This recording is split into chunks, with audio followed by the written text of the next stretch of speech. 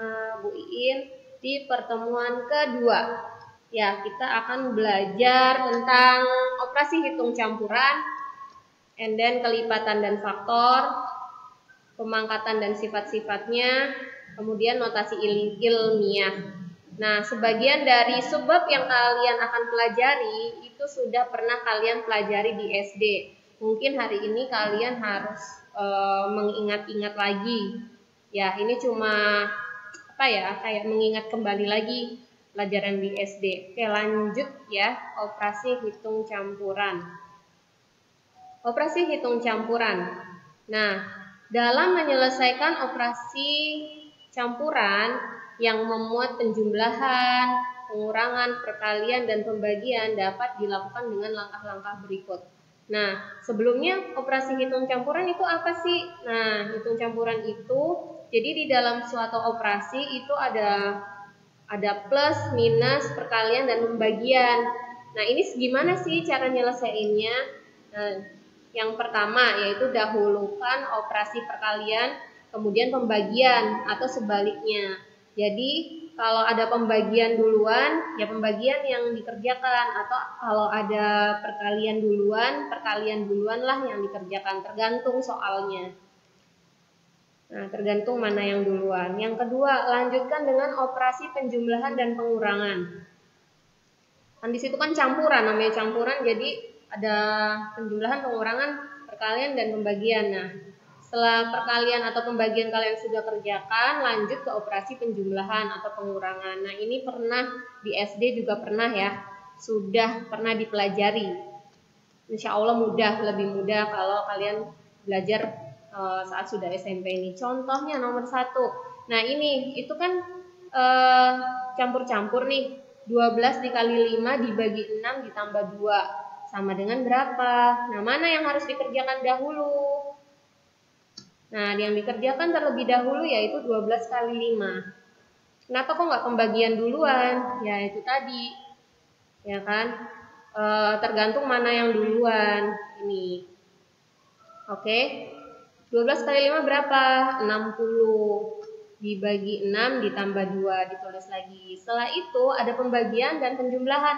Mana yang didahulukan? Yaitu pembagian dulu, jadi dia yang harus didahulukan. Pokoknya kalau ada perkalian dan pembagian yang didahulukan, ada perkalian dan penjumlahan, berarti yang didahulukan ya perkaliannya, kayak gitu. Jadi pembagian dan perkalian itu harus didahulukan. Nah, 60 dibagi 6 berapa? 10 ditambah 2, baru deh hasilnya berapa? 12, kayak gitu. Paham ya? Oke, nomor 2. 12 dibagi 6 ditambah 6 dikali 3. Nah, ini sebenarnya kalau ini mudah aja, karena pembagian dan perkalian yang harus didahulukan, kita dahulukan dua-duanya. Gini, 12 dibagi 6, 2. Ditambah 6 kali 3 kan 18. Hasilnya berapa? 20. Seperti itu. Lanjut.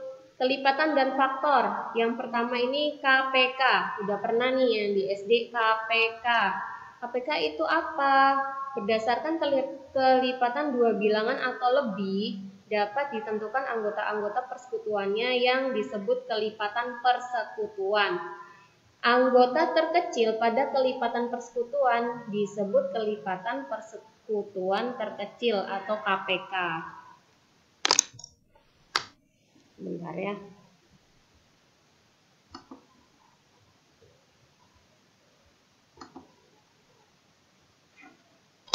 Oke.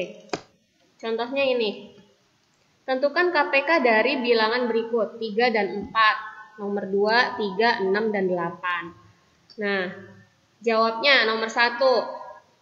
Yaitu dengan cara mendaftarkan kelipatan dari dua bilangan.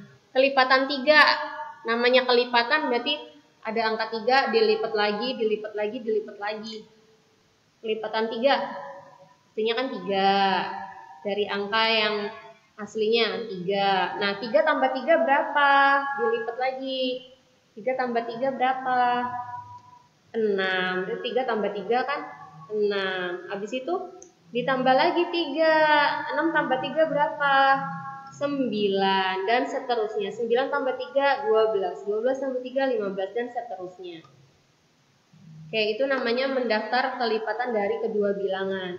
Kelipatan 4. Kelipatan 4 berarti udah dimulai dari angka 4. 4, habis itu 8, habis itu 12, dan seterusnya. Nah, kita lihat mana angka yang sama. Angka yang sama nih. Mana kelipatan yang sama? Yaitu ada 12 kan sama nih. Kemudian 24. Kemudian ada 36. Nah, karena di sini judulnya kelipatan persekutuan terkecil. Jadi yang paling kecil yang mana dari 12, 24, 36 mana yang terkecil? 12 kan. Nah, berarti KPK dari 3 dan 4 adalah 12. Kelipatan dari 3 dan 4 itu 12. Kayak gitu. Oke, itu KPK. Lanjut masih di KPK ya. Nomor 2. Caranya masih sama, yaitu mendaftar kelipatan dari kedua bilangan juga. Nah, kelipatan 3 tadi berapa? Sudah ya. Kelipatan 6. Ada 6. 6 tambah 6, 12. Ya kan?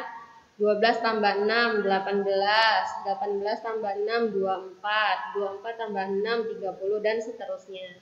Kemudian kelipatan 8. Nah, 8 dari mulai angka 8. 8 tambah 8, 16. 16 tambah 8, 24, dan seterusnya. Kayak gitu. Mana lihat mana yang terkecil, yang sama angkanya, kelipatan yang sama. 24 kan. Nah, sudah deh lanjut ditarik kesimpulan. Kelipatan terkecil dari 3, 6, dan 8 adalah 24. Seperti itu. Paham ya? Oke, FPB. Sekarang FPB. Anggota terbesar pada faktor persekutuan disebut faktor persekutuan terbesar atau FPB. Faktor persekutuan terbesar. Cek contohnya ya. Tentukan FPB dari bilangan berikut. Nomor 1, 12, dan 18. Nah, nomor 2, 24, 48, dan 72. Faktor dari 12. Nah, namanya faktor berarti 12 bisa dibagi angka berapa nih?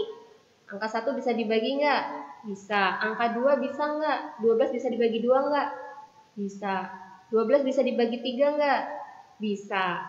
Kayak gitu. Berarti angka-angka yang bisa menjadi pembaginya 12. Apa aja? 1. 12 bisa dibagi 1. 2. 12 bisa dibagi 2, yaitu 6. 12 bisa dibagi 3 nggak? Bisa. 12 dibagi 3, 4. 12 bisa dibagi 4 nggak? Bisa. Dan seterusnya sampai angka 12 ini. Nah, itu faktor dari 12.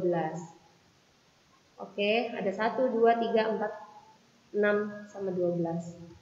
Kemudian faktor dari 18. Nah, 18 bisa dibagi 1? Bisa. Bisa dibagi 2? Bisa. Hasilnya 9. 18 bisa dibagi 3? Bisa. Hasilnya 6. 18 bisa dibagi 6? Bisa. Hasilnya 3. Seperti itu. 18 bisa dibagi 9? Bisa. Hasilnya 2. 18 bisa dibagi dirinya sendiri? Bisa. Kayak gitu. Nah, oke. Mana angka yang sama? Angka 6 kan? Berarti bisa ditarik kesimpulan FPB dari 12 dan 18 adalah 6. Oke, nomor 2. Faktor dari 24. Itu sudah ada jawabannya. Nomor 1, 6 berarti jawabannya. Nomor 2, faktor dari 24 adalah, nah ini ya, saya jabarkan. 1, 2, 3, 4, 6, 8, 12, 24. Faktor dari 48 itu 1, 2, 3, 4, 6, 8, 12, 16, 24, 48. Oke, di pertanyaan yang pertama, kenapa kok nggak 1 yang diambil? Kan sama nih Bu angkanya sama. Kan yang diambil adalah faktor persekutuan terbesarnya gitu. Jadi kan yang sama sih memang iya 1, 2, 3 kan juga sama, tapi yang terbesarnya kan 6 gitu. Sama kayak ini, mana yang terbesar? 1 kan kecil, 2 kecil, 3 kecil, 4 kecil, 6 kecil. Oh 8 kali, oh enggak 12, oh 24 deh gitu. Nah, yang sampai yang terbesar. Tapi di sini ada 3 angka. Kayak gitu. Nah, ini faktor dari 78 ini. Berarti mana nih yang sama, angka yang sama namun yang paling besar? Yaitu angka 24. Berarti bisa ditarik kesimpulan FPB dari 24, 48 dan 72 adalah FPB dari 24, 48 dan 72 adalah 24. Kayak gitu. Lanjut, KPK dan FPB dengan faktorisasi prima.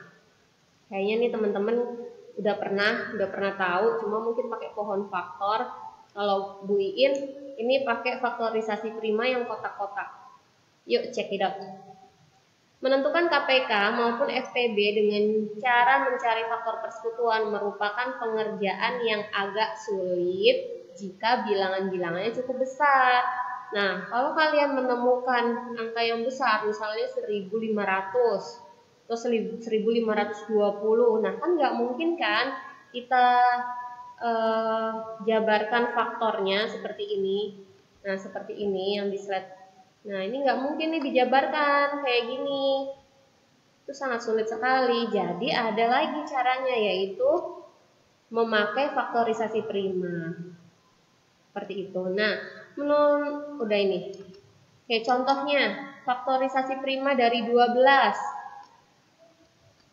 Gini, kita pakai kotak. Nah, tengah-tengah kotaknya itu ada tanda bagi ya. 12 dibagi berapa nih? Angka prima yang paling kecil, kan namanya prima kan? Kemarin kan sudah dijelaskan kan angka prima. 12 dibagi berapa? Dibagi 2. 12 dibagi 2 sama dengan 6. 6 dibagi berapa nih? Faktor angka prima yang paling kecil dibagi berapa? 6 bisa dibagi berapa? Bisa dibagi 2, yaitu 3. Berarti faktorisasi prima 3 udah bisa dibagi lagi nggak? Udah enggak kan? Udah nggak bisa. Nah, ini yang Ibu buletin pembaginya dan hasil akhirnya itu dibuletin. Nah, itu menjadi faktorisasi prima 12, yaitu 2 dikali 2 dikali 3. Coba kamu hitung, 2 dikali 2 kali 3 berapa? 12 kan? Itu bisa kita simpulkan, 2 pangkat 2 dikali 3. 2 pangkat 2 ini dari mana? Karena 2 kali 2 kan 2-nya ada 2 kali. Jadi dipangkatin 2. Seperti itu. Kemudian faktorisasi prima dari 90. Nah, seperti ini. Kita tulis angkanya 90. Dibagi angka prima yang paling kecil, yaitu 2. Sama dengan 45. 45 dibagi berapa? Dibagi 2 bisa nggak? Dibagi 2 nggak bisa kan? Makanya dibagi 3, kayak gitu. 45 dibagi 3, 15. 15 bisa dibagi 2? Enggak bisa. Berarti bisa dibagi 3. Gitu. 15 bagi 3 berapa? 5. Nah, udah 5 udah nggak bisa dibagi lagi. Paling dibagi angka 2 kan nggak bisa ya, paling dibagi dirinya sendiri. Gitu. Nah, pembaginya dengan hasilnya kita buletin. Sehingga faktorisasi prima dari 90 yaitu 2 kali 5 kali 3 pangkat 2. Karena 3-nya ada 2 ini. Jadi langsung aja saya tulis begini. Paham ya? Ntar kalau nggak paham bisa dibalik lagi videonya. Biar paham. KPK dari 12 dan 90. Nah, KPK dari 12 dan 90 berapa? Oke, kita lihat. Ini angka 2, ini angka 2 yang sama kan? Gitu. Kalau di dalam faktorisasi prima itu pangkat yang besar yang diambil menjadi KPK. Kalau tadi yang mendaftarkan kelipatan-kelipatannya itu cari angka yang kecil kan, tapi kalau di faktorisasi prima kita lihat pangkat yang paling besar, jadi dibalik. Nah, mana yang pangkat paling besar? Yaitu 2 pangkat 2. Kita tulis 2 pangkat 2. Nah, ada angka lagi yang sama, 3 dan 3 pangkat 2. Mana yang besar? Yaitu 3 pangkat 2 kita tulis. Dan yang nggak ada temennya, nih angka berapa? Angka 5, kita tulis angka 5. Nah, 2 pangkat 2 dikali 3 pangkat 2 dikali 5 sama dengan 180 ya. Kamu bisa hitung sendiri ya. Terus FPB dari 12 dan 90. Nah, sama, ini angka yang Oke, selanjutnya FPB dari 12 dan 90. Nah, ini teman-teman yang belum, di 12 itu kan ada angka 2 juga, di 90 kan juga ada angka 2. Nah, sama-sama memiliki angka 2, tapi mana pangkat yang terkecil? Yaitu ini. Walaupun namanya FBB, kita ngambil yang paling kecil, angka yang sama dengan pangkat yang kecil, itu FPB.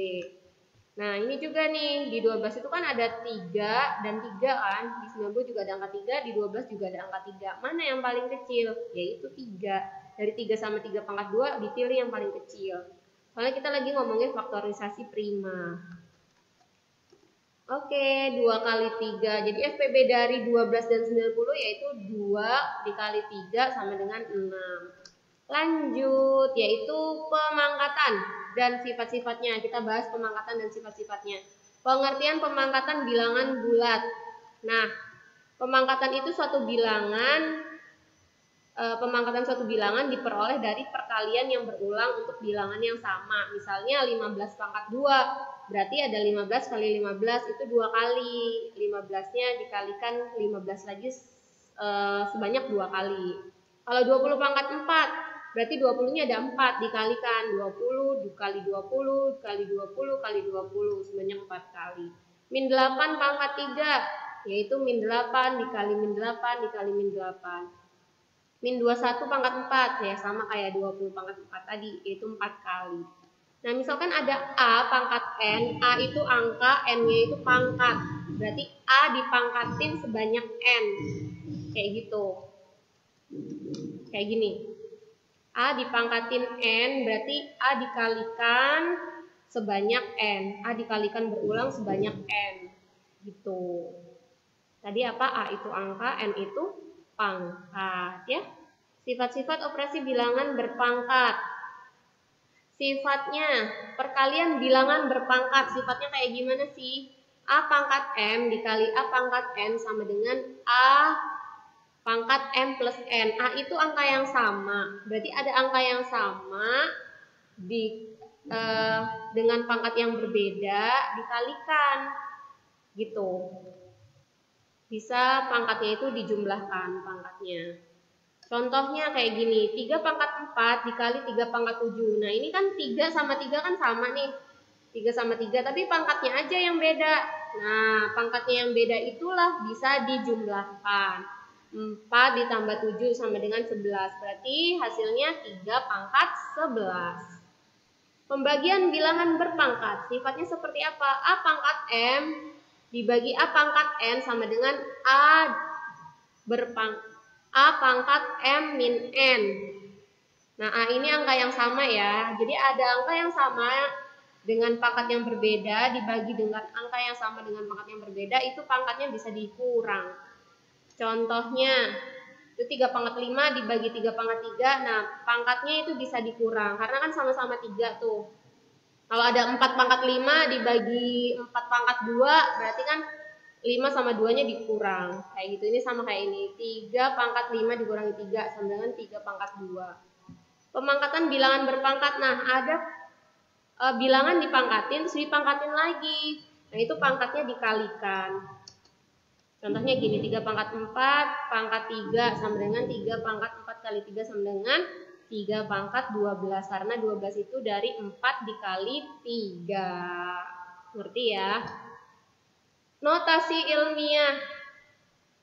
Nah, notasi ilmiah ini, teman-teman, ini akan digunakan oleh kalian kalau nanti kalian belajar sains, khususnya fisika. Atau kalian mau masuk teknik elektro, teknik sipil, ini biasanya pakai notasi ilmiah. Nah, kamu belajar nih di kelas 7, karena nanti kamu juga akan ketemu juga waktu pelajaran sains.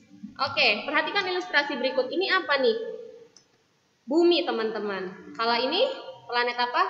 Merkurius. Nah, jarak bumi ke Merkuri berapa? Ada yang tahu nggak? Nggak tahu ya. Itu 92 juta kilometer. Nah, kalau kita nulis 92 juta kilometer sangat banyak ya, angkanya tuh sangat panjang. Untuk menulis Saya pindahkan dulu sayanya ya. Untuk menulis bilangan besar supaya lebih singkat, kita dapat menuliskan bilangan tersebut dengan menggunakan notasi ilmiah. Nah, notasi ilmiah itu yaitu bilangan besar dinyatakan dengan A dikali 10 pangkat N.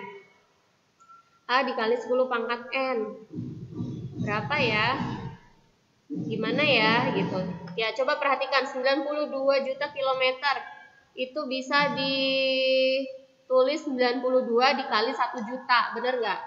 Ya kan?